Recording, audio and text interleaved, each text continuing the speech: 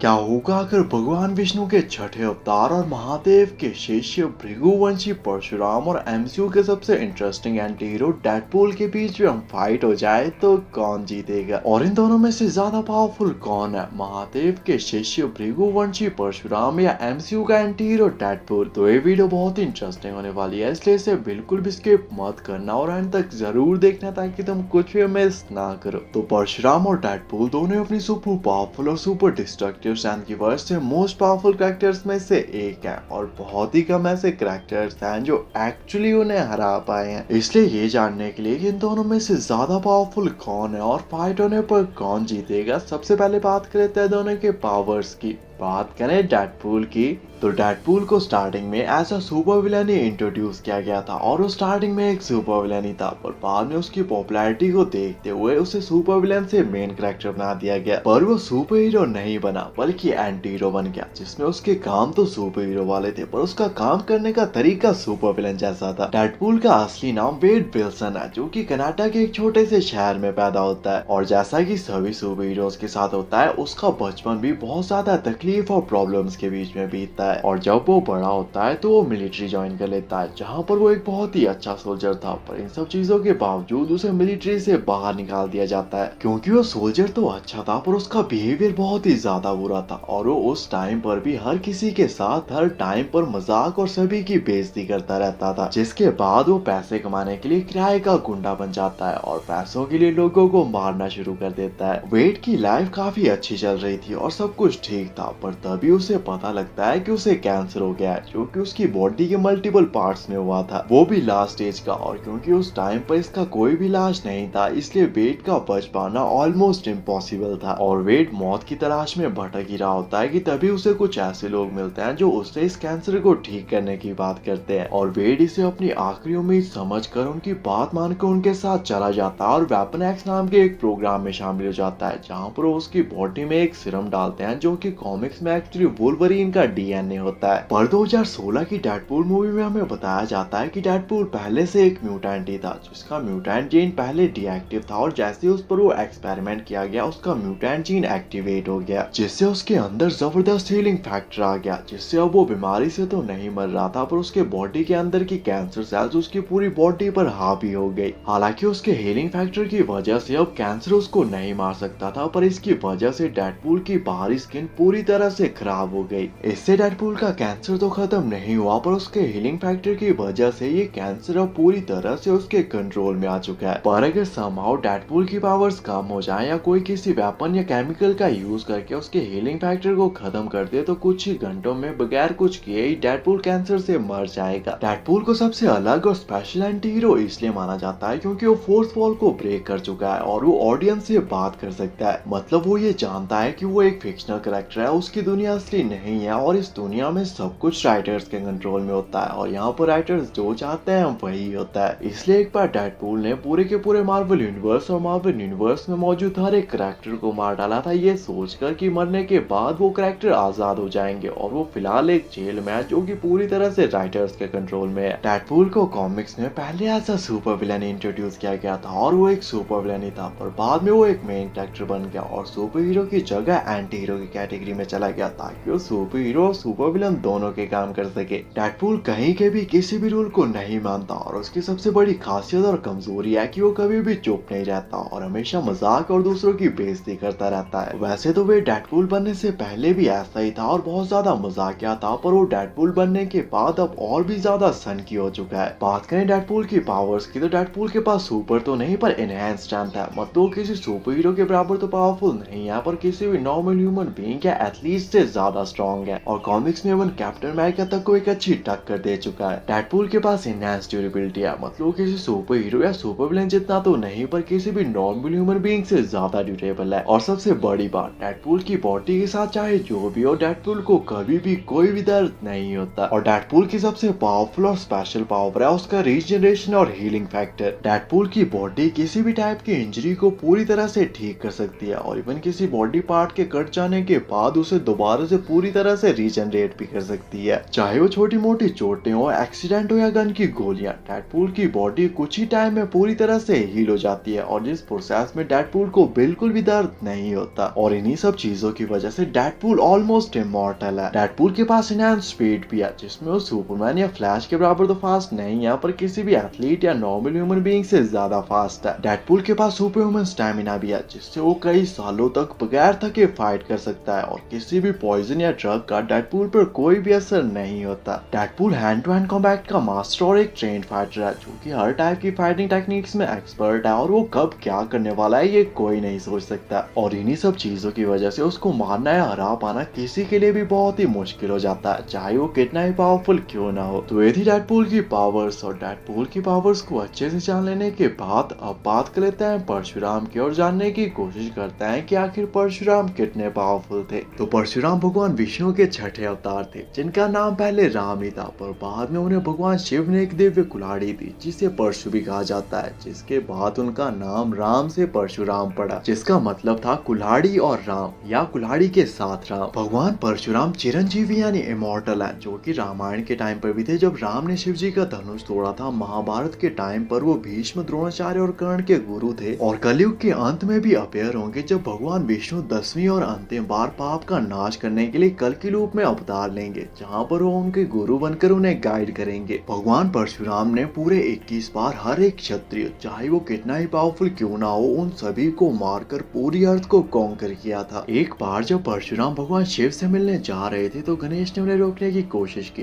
जिसके बाद परशुराम इतना ज्यादा गुस्सा हो गए कि उन दोनों के बीच में युद्ध हो गया। और इस फाइट के दौरान परशुराम ने भगवान गणेश का एक दांत तोड़ दिया और इसी के बाद भगवान गणेश का नाम एक दंत पड़ा। भगवान परशुराम ने कठोर घोर तपस्या करके हर उस वेपन को हासिल कर लिया था जो त्रिदेव के पास थी, और इसी दौरान उन्हें एक कुल्हाड़ी यानी परशु भी मिला, जो कि भगवान शिव का था। परशुराम भगवान शिव के शिष्य थे और उन्होंने अपनी धनुर्विद्या और फाइटिंग टेक्निक महादेव से सीखी थी, और उन्होंने अपनी फाइटिंग स्किल्स और टेक्निक्स को टेस्ट करने के लिए स्वयं महादेव को युद्ध करने के लिए आमंत्रित किया, जो कि कई दिनों तक चला। और उन्होंने एंड में भगवान शिव के माथे पर एक स्कार तक को क्रिएट कर दिया था, जिसे भगवान शिव ने अपने शिष्य के शौर्य के रूप में स्वीकार किया, और इस कट का निशान आज भी महादेव के माथे पर है। जिसके बाद भगवान परशुराम ने महादेव की गुरु दक्षिणा के रूप में लाखों महाशक्तिशाली पापी असुरों को कुछ ही घंटों में मार डाला। भगवान परशुराम ने कार्तिवीर्य अर्जुन की 9 क्षोणी सेना को कुछ ही मिनटों और उसके 100 पुत्रों की 100 क्षोणी सेना को कुछ ही घंटों में मारकर उन्हें हरा दिया था। और सिर्फ एक एग्जाम्पल के लिए मैं तुम्हें बता दूं कि महाभारत के महाविनाशी युद्ध में कौरवों के पास सिर्फ 11 क्षोणी और पांडवों के पास सिर्फ 7 क्षोणी सेना थी। मतलब अगर उस फाइट में भगवान परशुराम भाग लेते तो ये युद्ध कई दिनों के बजाय कुछ ही घंटों या 1 घंटे से भी कम टाइम में ही खत्म हो जाता। और महाभारत के महाप्रतापी और महाशक्तिशाली कैरेक्टर्स परशुराम के आगे 2 मिनट भी नहीं टिक पाते, क्योंकि परशुराम उनके गुरु और उनके गुरुओं के भी गुरु थे, जो कि ब्राह्मण होने के बावजूद एंशिएंट हिस्ट्री के स्कैरिएस्ट और सबसे खतरनाक योद्धा थे। भगवान परशुराम ने पूरे 21 बार पूरी धरती को क्षत्रिय मुक्त करके उसे जीता था, और इसी वजह से जब वो सीता माता के स्वयंवर में भी गए थे तो सभी राजा सिर्फ उन्हें देखकर ही सहम गए थे। भगवान परशुराम मन की गति से चल सकते थे, उनके पास हर टाइप के अस्त्र शस्त्र भी थे और वो हर टाइप की फाइटिंग टेक्निक में एक्सपर्ट थे। भगवान परशुराम के पास परशु, शिव धनुष, त्रिशूल, सुदर्शन चक्र और ब्रह्मास्त्र जैसी वेपन्स भी थी, जो कि अपने तपोबल से पूरे यूनिवर्स को एक ही सेकंड में डिस्ट्रॉय कर सकते थे। तो ये थी परशुराम की पावर्स, और परशुराम और डेडपूल की पावर्स को अच्छे से जान लेने के बाद अब बात करते हैं फाइट कंपैरिजन की और जानने की कोशिश करते हैं कि इन दोनों में से ज्यादा पावरफुल कौन है और फाइट होने पर कौन जीतेगा। तो डेडपूल बहुत ही पावरफुल कैरेक्टर है, जो कि ऑलमोस्ट इमॉर्टल है और गुस्सा आने पर पूरे के पूरे मार्वल यूनिवर्स और मार्वल यूनिवर्स में मौजूद हर एक कैरेक्टर को मार चुका है। जबकि दूसरी तरफ परशुराम भगवान विष्णु के छठे अवतार और महादेव के शिष्य थे, जिनके पास बहुत सारी दिव्य शक्तियां,